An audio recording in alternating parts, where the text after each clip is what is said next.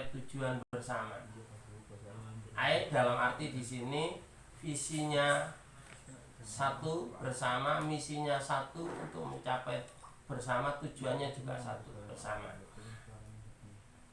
Makanya kemudian ada makalah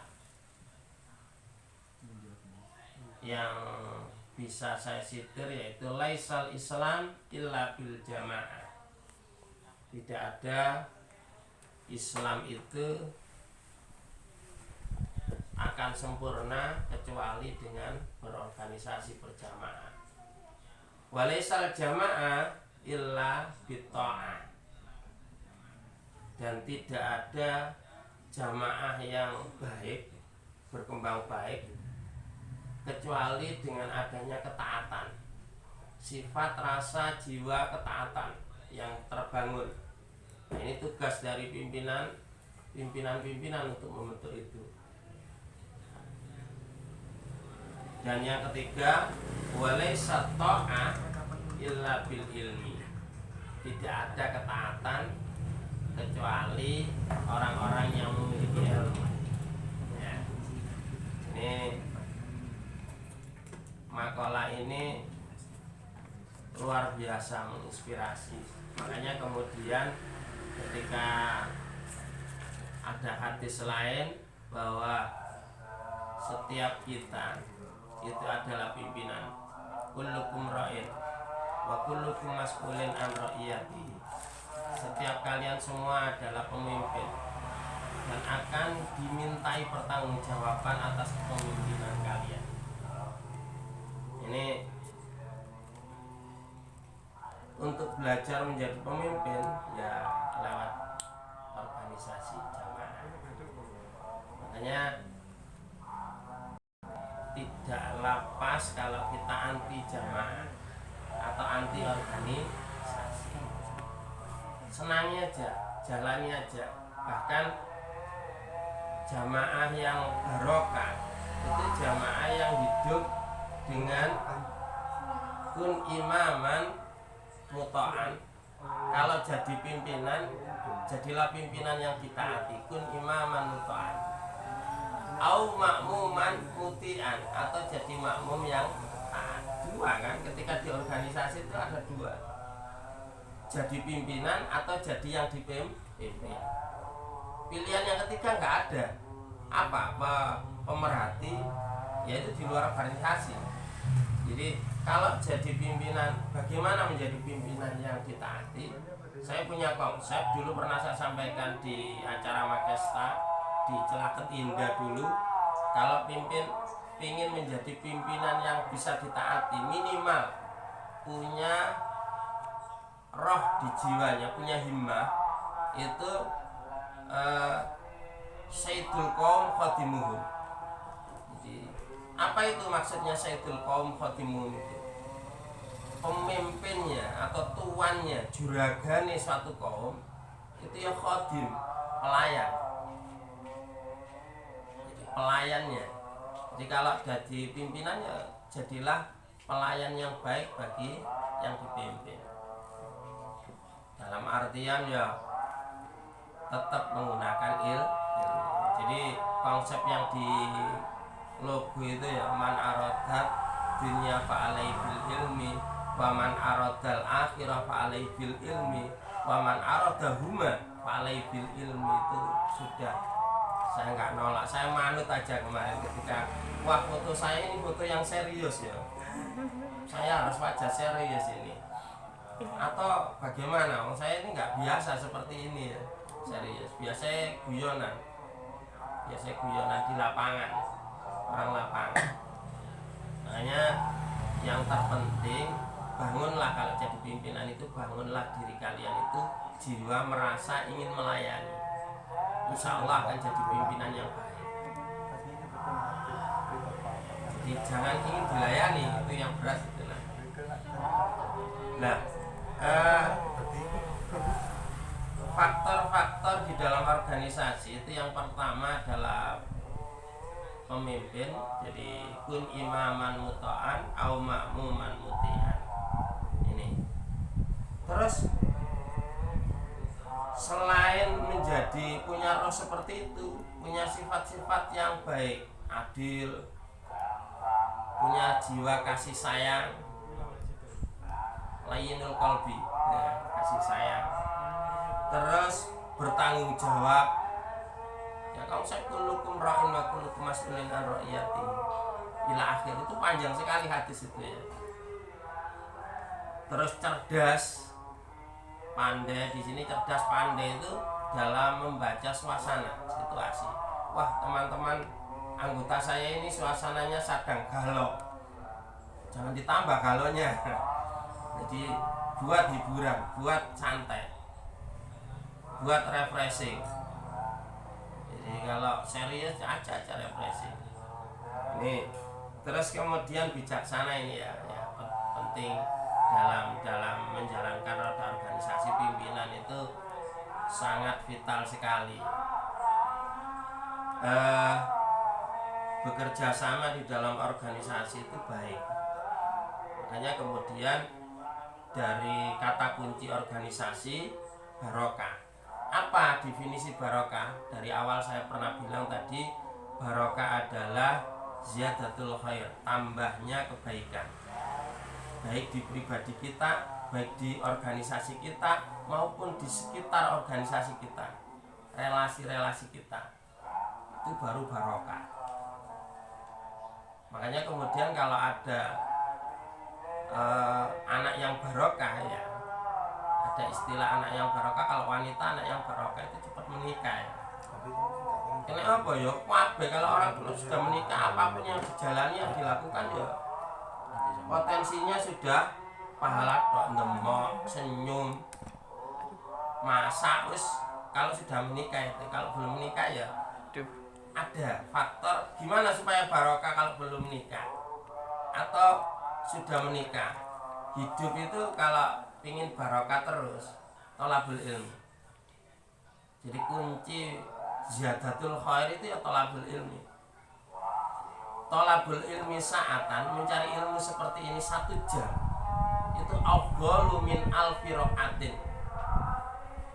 Jadi thalabul ilmi sa'atan, mencari ilmu 1 jam itu lebih utama pahalanya, lebih utama daripada sholat sunnah 1000 rakaat. Sampai sholat raweh aja belum tentu kuat. Istah diakui bahwa kita banyak yang bolong-bolong sholat rawehnya ya. Tapi 1000 rakaat, bayangkan. Itu orang-orang salaf. Saya dulu pernah bayangkan cerita beberapa ulama-ulama salaf itu kalau sholat 1000 rakaat itu luar biasa. Ada niat di balik itu, yaitu salah satunya dawamul wudu.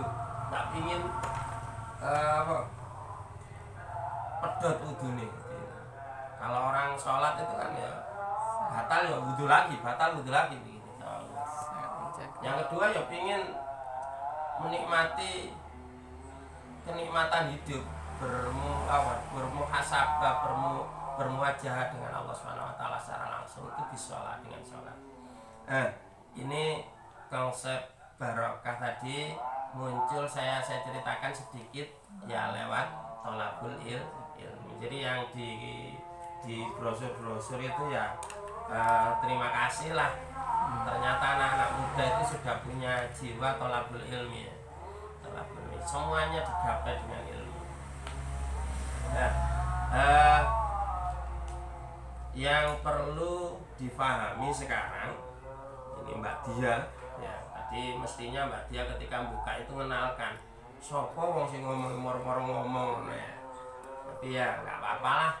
Jadi mudah-mudahan awal ini nggak rodok kaku-kaku dikit, nggak ada masalah. Yang penting kita awali dengan sebuah hal yang baik, niat yang baik. Jadi konsep barokah itu tadi, faktor-faktor yang menjadikan sesuatu barokah banyak sekali. Dan itu yang sudah saya jalani dalam hidup masa muda saya sampai sekarang. Saya belum pernah pacaran. Kalaupun pacaran ya harus barokah ya apa karo. Tapi menurut saya sesuatu itu bisa muncul barokah, rahmat Allah. Barokah itu kan tambah-tambah kebagusan. Lah yang bisa nambah-nambah kebagusan itu kan kembali kepada kehendak Allah, irada Allah. Al insan bitafkir, wallahu bitakdir. Manusianya berikhtiar, berpikir. Ya apa isane dadi ladang, dadi pahala-pahala walaupun kita hanya nyantai, duduk. Yang pertama, saya masih ingat ketika saya masih awal mencari ilmu itu adalah mulai segala sesuatu perbuatan kita. Awali segala kegiatan kita dengan bismillah. Saya tadi ngomong di sini itu mengawali dengan bismillah. Dari salam kemudian bismillah dulu. Kenapa? Karena berharap barokah. Aku ngomong ini gak kok puas berabas akan napas ya. Jari Kartoro iwak usus iwak lumpo. Tua ya ususnya metel ya. Metel itu ya apa ya kan apa-apa nih wis. Enggak. Jadi mau saya barokah. Barokah di sini saya mengawali dengan bismillah. Ada hadis kullu amrin dzibalin la yubda'u bismillah. Basmalah di situ, basmalah ada bismillah. Ya, kullu amrin dzibalin la yubda'u fihi bismillah au basmalah fa huwa aqta. Yang artinya kurang lebih begini, kullu amrin utawi saben-saben perkara dzibalin kang ing dalem ngawiti dzibalin kang duweni kebagusan layudau kang ora dikawiti diawali fihi ing dalem amal man bismillah atau basmalah kelawan lafaz basmalah fa wa aqta, maka dia akan terputus. Dan di tafsir hadis itu fa wa aqta itu laisal barokah, tidak ada berkahnya. Makan kalau bismillah, kalau lupa baca bismillah makan pertengahan kare 10-an atau pertengahan ya bismillahi awalahu wa akhir. Begitu konsepnya. Supaya barokah, sehingga apa yang kita makan tadi yang lupa baca bismillah menjadi barokah. Bismillahi awal wa akhirahu, awal tadi sampai akhir. Itu kalau makan. Nah, kalau yang lain juga sama. Kalau ini tadi kita belum mulai baca bismillah ya, belum mulai dibuka baca Fatihah ya, lali memangnya. Ya.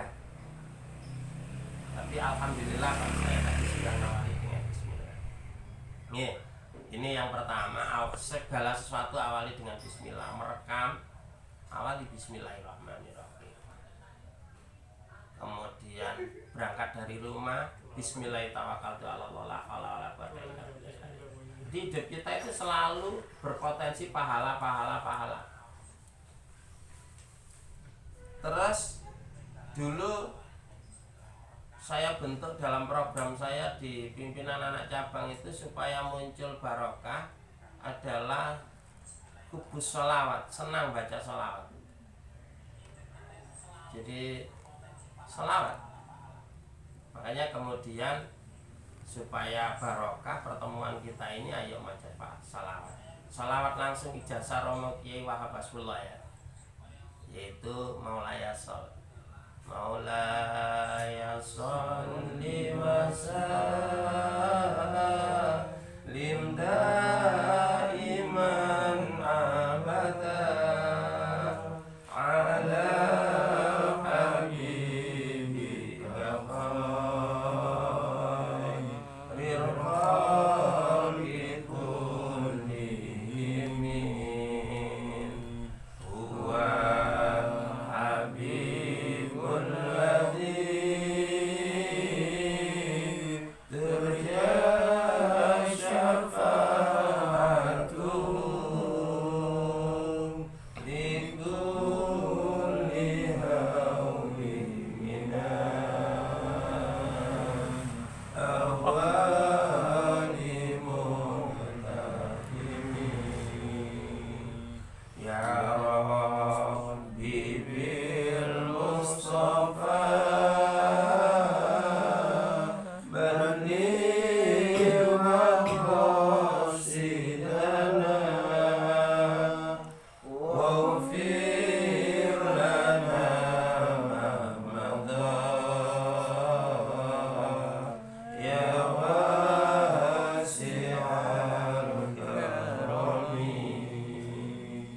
Ya Arhamar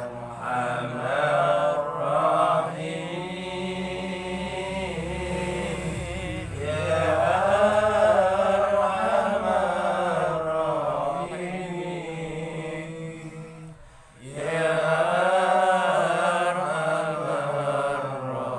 Rahimin, Farrij 'alal muslimin. Cukup, terima kasih. Mudah-mudahan barokah. Saya ketika baca sholawat itu teringat di keadaan kita ini sedang menghadapi COVID-19 ya. Corona. Makhluk apa itu ya Pak? Sing sampai bisa merubah aktivitas kita semua. Ya nggak apa-apa lah, dinikmati aja. Biasa Allah berkehendak itu ya seperti ini, dijalani, namun tetap kita menyingkapi dengan kegiatan-kegiatan yang mengandung barokah ya, seperti saat ini. Makanya saya sendiri ya apa ya isane baik-baiknya supaya dialogis itu ya nanti dimunculkan dialog, monggo. Dan sebenarnya untuk potensi-potensi barokah itu tidak hanya yang saya sebutkan tadi, banyak sekali. Contohnya yang paling penting ini dalam organisasi, ini yang paling utama, paling penting selain bismillah, sholawat, tholabul ilmi. Jadi niati aja mencari ilmu di organisasi. Gimana mencari ilmu ya? Memahami perasaan orang lain itu ilmu. Menghormati orang lain itu ilmu, menyayangi orang lain itu ilmu. Jadi semuanya ilmu. Dalam muasyarah, di kitab Taisurul Falak itu ada berbagai penjelasan-penjelasan tentang adabul muasyarah, tata krama dalam pergaulan. Nah, salah satunya ini ilmu juga. Hanya prakteknya ya di organisasi. Nah, ini hiasi dengan akhlakul karimah.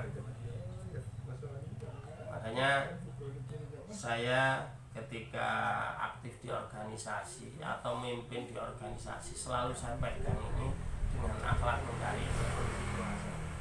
Jadi seperti hadis Nabi, laisa minna malam yarham shaghirana walam yuwaqir kabirana wa ya'mur bil ma'ruf wa yanha 'anil munkar. Apa maknanya itu? Laisa minna, bukan golonganku. Maksudnya bukan umat yang saya akui menjadi umatku, kata Nabi begitu. Malam yarham shaghirana, seseorang yang tidak menyayangi, mengasihi kepada yang lebih muda, shaghir. Malam yarham shaghirana. Begitu sebaliknya, wa yuwaqir kabirana, dan seseorang yang tidak menghormati kepada yang lebih tua.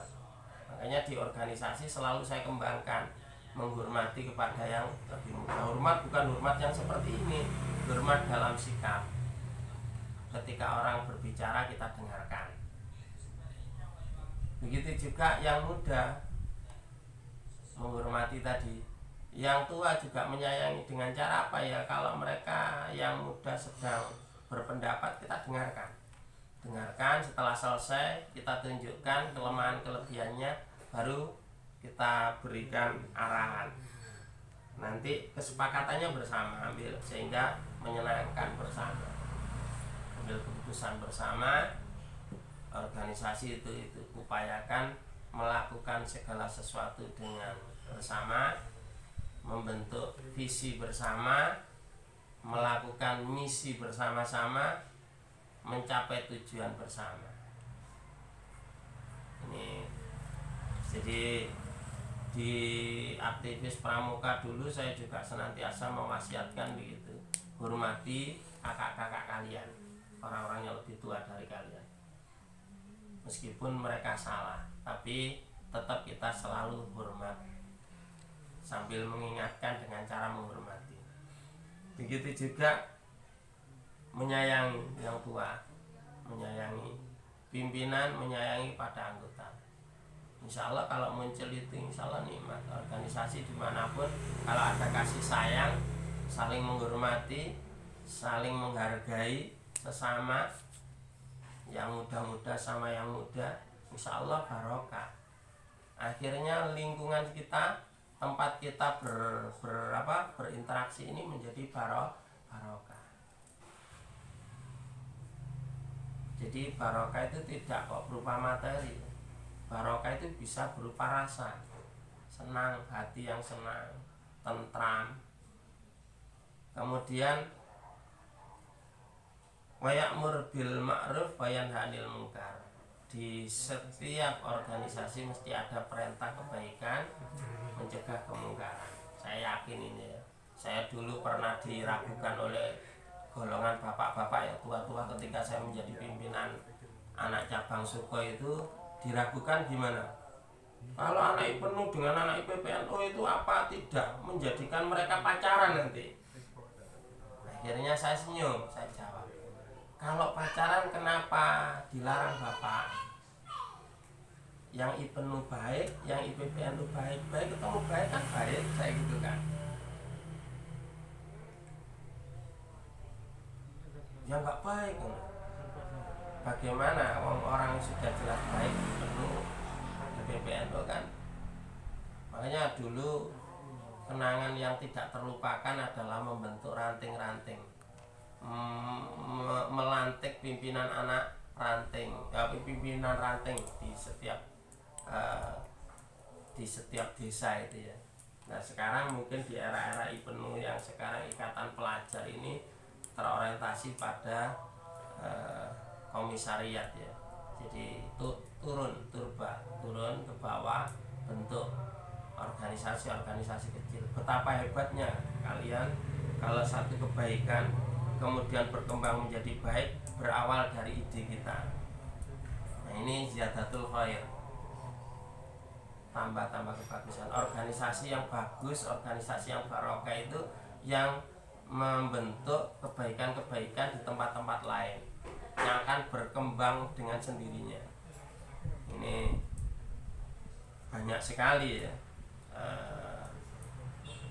yang juga tak kalah pentingnya dulu ketika saya menjabat menjadi pimpinan anak cabang Kecamatan Suko itu ya tahtimul Quran, khatam Quran. Karena majelis yang ada tahtimul Quran ini jelas sudah majelis yang barokah. Insya Allah melari kepada teman-teman yang lain yang kata seneng deres, akhirnya seneng deres. Ini banyak sekali lah. Saya tadi hanya menyampaikan cuma 5 ya.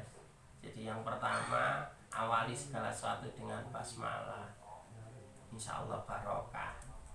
Kemudian yang kedua apa tadi? Senangi, langgengkan baca sholawat.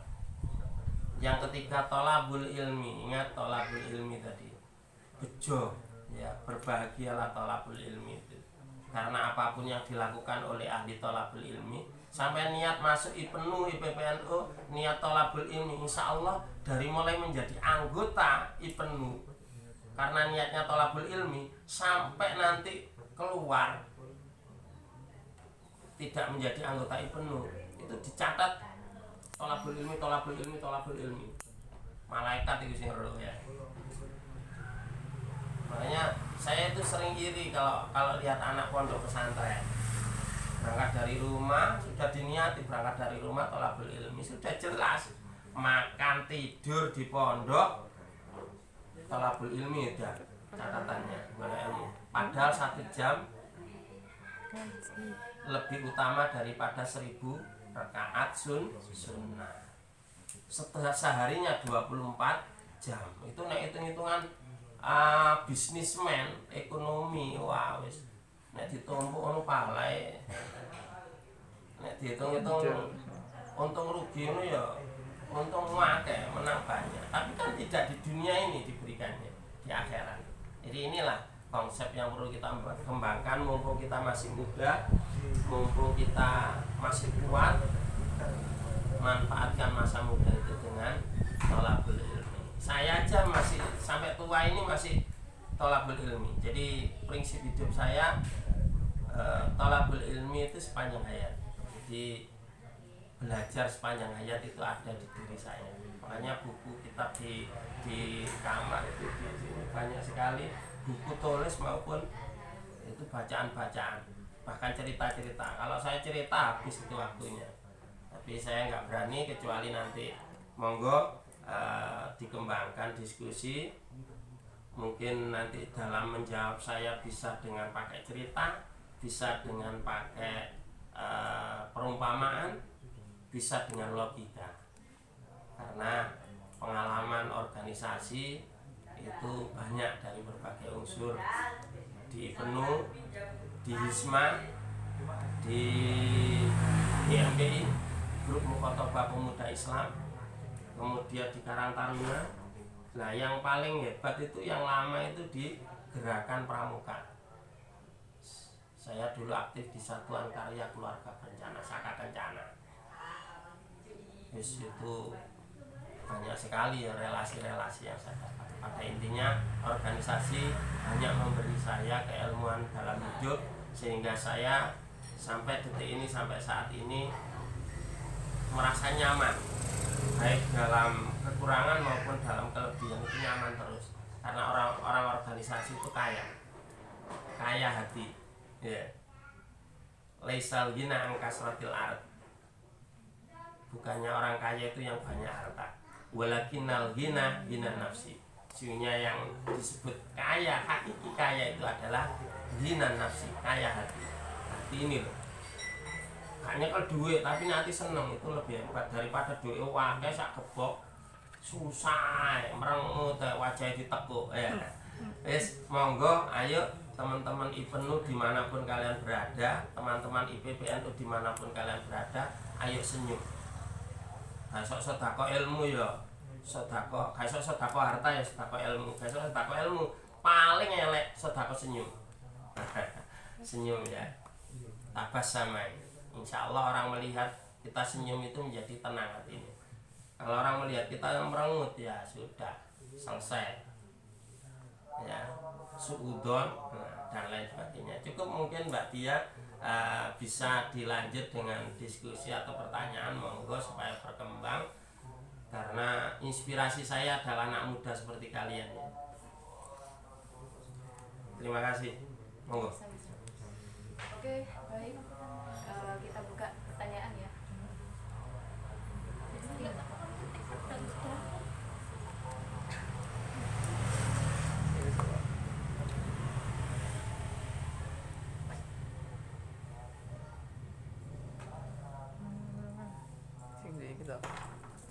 Ini awal gitu ya.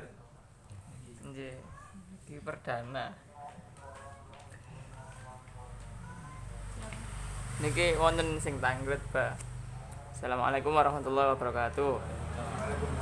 Mengenai tentang barokah dalam berorganisasi adalah kita harus ikhlas dalam berjuang dalam ngopeni organisasi. Namun di sisi lain pencitraan dalam organisasi juga diperlukan. Yang ingin saya tanyakan, apakah pencitraan yang kita lakukan dalam organisasi apakah akan mempengaruhi hilangnya kebarokahan kita dalam berorganisasi? Sekian dari saya. Wassalamualaikum.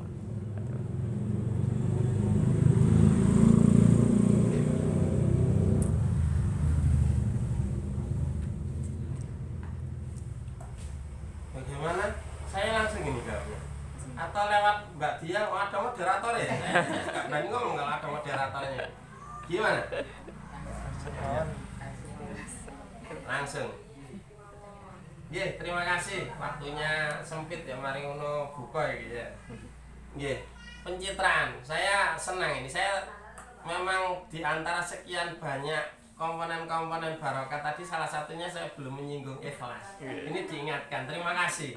Salut saya pada anak muda yang gitu ya, ikhlas. Ikhlas itu komponen penting dalam setiap amal. Rohnya amal itu harus ikhlas. Cuma kalau nggak ikhlas apa kita nggak beramal? Ya beramal aja. Jadi nothing tulus, jalani aja, organisasi aja. Pencitraan itu manusiawi kok. Ya. Tapi ingat, jadi pencitraan nggak selamanya kan orang pencitraan ya. Jadi sambil pencitraan belajar untuk ikhlas. Itu yang penting. Ya saya itu ya kalau ingin dipuji itu ya manusiawi gitu loh ya. Manusiawi. Teman-teman saya atau jadi pimpinan seperti Mas Arif itu jadi pimpinan, itu memahami temannya jangan langsung marah. Kenapa? Karena ada yang memang punya hobinya pencitraan, beri aja ruang mereka untuk pencitraan. Jadi saya di organisasi itu saya di depan itu ngarso sung tulodo padha karo wingi ya tanggal 2 Mei wingi ya. Hari apa ya? Hari pendidikan. Ngarso sung tulodo. Saya di depan itu berusaha. Ketika saya di depan bagaimana supaya saya diteladani dengan baik. Menjadi pimpinan. Menjadi orang organisatoris. Begitu juga ngarso sung tulodo ing madya mangun karso. Di tengah ketika kumpul dengan teman-teman tidak ada pimpinan di situ, yang ada adalah persaudaraan ya. Kita membangun semangat, selalu tolong menolong. Ta'awanu 'alal birri wa taqwa. Wala ta'awanu 'alal ismi wal udwan. Saling tolong menolonglah kalian dalam kebaikan dan ketakwaan. Dan janganlah kalian saling tolong menolong dalam ya kemaksiatannya. Wala ta'awanu 'alal ismi wal udwan.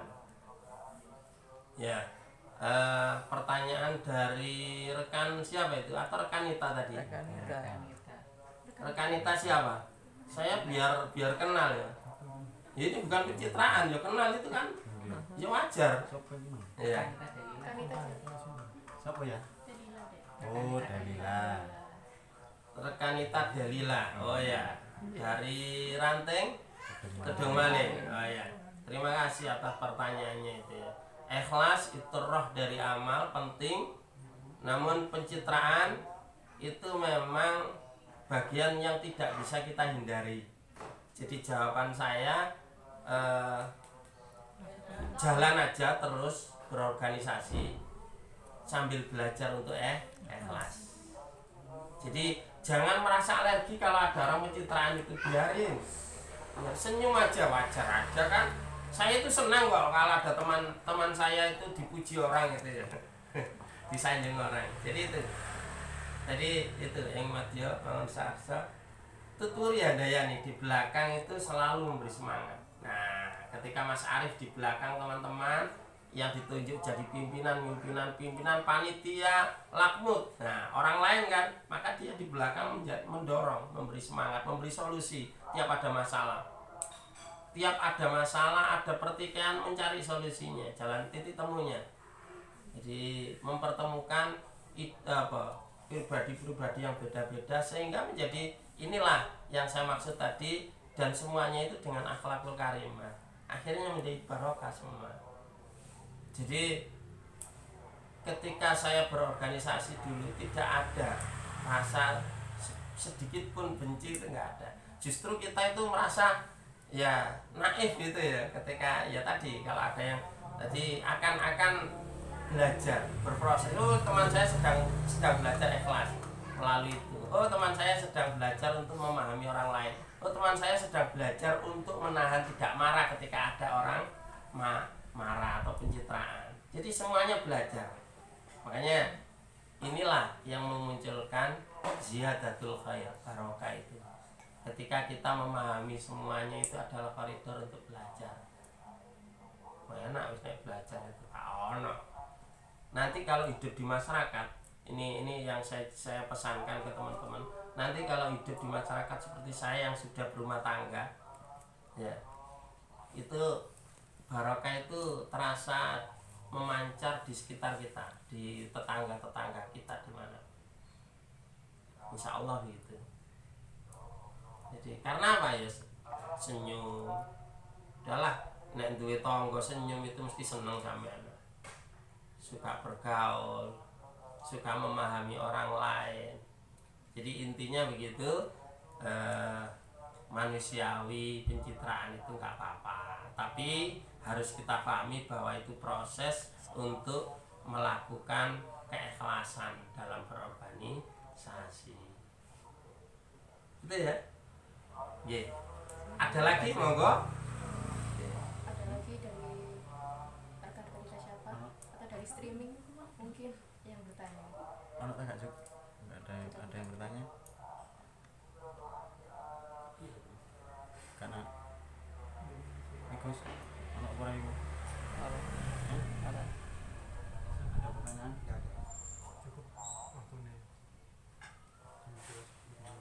Ini maghribnya jam berapa?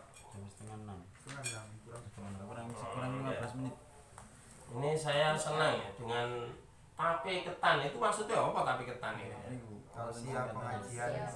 Tausiah dan pengajian Kecamatan Suko gitu ya. Mudah-mudahan lah. Ini tadi tausiah seperti ini ya. Mudah-mudahan barokah ini. Amin. Pengajian. Insya Allah apa yang saya sampaikan awal tadi memang tetap ada landasan-landasan. Ada pertanyaan lagi dari Monggo. Komentar. dari komentar IG. Dari rekan kita Dina. Iya. Ini dari rekan kita Dina. Nggih.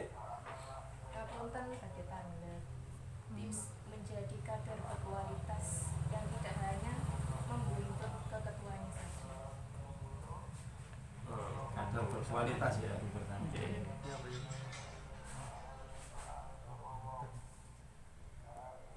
Iki jawabnya kader berkualitas. Militan. Kalau dalam era saya dulu bahasa berkualitas itu militan, kader militan. Ya, quote ya. Istilah sekarang itu quote. Quote-nya bagaimana? Tip-tipnya bagaimana? Sehingga tidak mengekor. Ya, setiap orang itu kan berbeda ya. Setiap pimpinan juga berbeda. Pahami pimpinan kalian, maka isi yang kurang dari pimpinan kalian itu apa? Jadi dari setiap anggota dan pimpinan saling mengisi kekurangan. Saya dulu itu merasa berterima kasih di era saya dengan teman-teman saya yang saya tahu bahwa saya punya kelemahan di wilayah-wilayah itu dan diisi oleh teman-teman. Jadi diisi oleh teman-teman. Ada yang orangnya serius itu, saya nggak bisa serius itu. Wajahnya nggak wajah serius saya. Dikon wajah serius nang foto ikut Pak ya. Mergo mencurang kena sinar matahari. Tapi gini.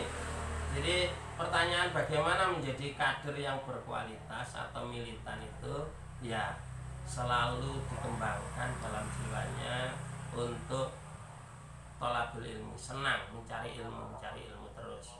Hima ini tidak surut.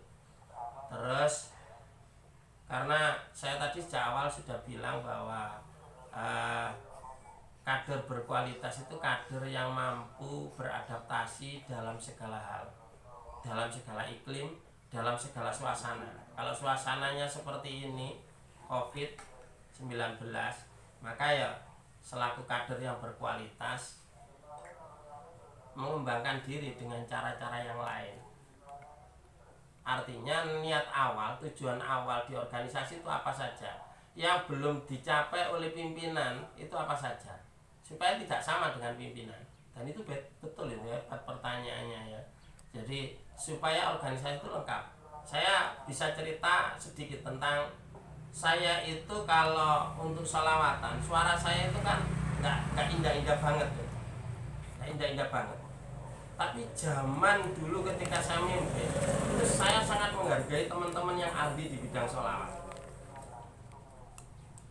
Terus teman-teman itu juga mengisi di wilayah itu. Jadi saya tawarkan, ada ranting ini butuh pelatih Banjari, maka mereka yang meluncur. Jadi seolah-olah mereka lah pimpinan Ancam. Tapi juga saya dampingi pertama. Selanjutnya terserah Anda, wis ono sing dadi jodoh nang kono babak wis. Menurut saya lebih baik gitu loh. Karena orang baik ketemu orang baik itu daripada orang baik ketemu nggak baik gitu, nggak jelas gitu. Mustakmal dan sebagainya itu ya. Ya nyun sewu ini bahasa saya lebih berkembang begitu. Jadi kader berkualitas itu kader yang senantiasa thalabul ilmi, mencari ilmu, mencari pengalaman, terus kemudian tidak alergi terhadap perbedaan. Jadi beda dengan pimpinan monggo, tapi yang paling penting sampaikan idemu, jangan pernah takut. Jadi kalau kamu punya ide yang lain dengan pimpinan, sampaikan aja dulu. Nanti kamu akan belajar. Oh, pimpinan saya itu selalu tidak setuju dengan ide saya, nggak apa-apa. Nggak usah sakit hati. Tetap hargai, kemudian buktikan di perjalanan itu. Nah, ketika di perjalanan itu ada masalah, munculkan ide kamu lagi. Jangan hilangkan ide kamu yang baik itu. Jadi ide yang baik ketika bertabrakan tidak sama dengan pimpinan, ya nggak usah dihilangkan, tetap aja jalani. Apa putusan organisasi dijalani bersama. Dalam perjalanan jadikan salah satu solusi pemecahan untuk tetap sukses. Walaupun nanti yang mendapat nama pimpinan atau lainnya nggak apa-apa. Yang penting kan ide-ide kita berjalan. Jadi ini apa ya? Jangan hilangkan ide-ide baik dalam hati itu hanya gara-gara beda dengan pimpinan. Terus jadi pimpinan pun juga gitu. Sebaliknya ini kan kader ya. Pimpinan juga kader, anggota juga kader. Jadi menurut saya yang paling utama adalah saling menghargai, saling menghormati. Terus ide-ide itu jangan sampai hilang di hati kita. Jadi pimpinan, pesan saya kepada Mas Arif dan kawan-kawan selaku pimpinan, makanya dikatakan pimpinan bukan ketua yang di situ. Pimpinan itu banyak orang. Kalau frame saya pimpinan itu tidak hanya ketua, di situ ada sekretaris, ada ketua bidang-bidang dan sebagainya, itu semua pimpinan. Makanya anggota yang tidak dikenal pun atau yang baru masuk pun punya ide yang lain, kita dengarkan aja dulu. Nggak usah takut untuk menyampaikan ide dan nggak usah takut untuk berbeda. Ini ya, jadi paling utama untuk menjadi kader berkualitas adalah hargai pendapat orang lain. Kemudian kalau ada benturan seperti itu, ajak musyawarah bersama untuk mufakat. Jadi pimpinan nggak mau maunya idenya dia ya diajak aja pimpinan. Bagaimana tawarkan ke anggota yang lain, Bapak pimpinan. Jadi kalau tawarkan ke yang lain, nanti yang mana yang terbanyak selanjutnya kan yang dilaksanakan itu organisasi gitu loh. Ketika ide kamu kan nggak apa-apa, jangan hilangkan, tetap aja jalankan dengan sepenuh hati. Nanti ketika ada masalah jadi solusi, alternatif solusi. Ini yang selalu berkembang di organisasi itu. Monggo, ada lagi? Iya, ada lagi. Mungkin ini pertanyaan terakhir. Iya. Ini dari rekan Mita. Bagaimana cara menjadi pemimpin yang benar dan bisa diikutin sama anggotanya dengan baik? Mang kader gitu Pimpinan yang benar. Dan bisa diikutin sama anggotanya. Ini seni ya. Jadi yang benar bisa diikuti, yang salah bisa dibenarkan. anggota. Ini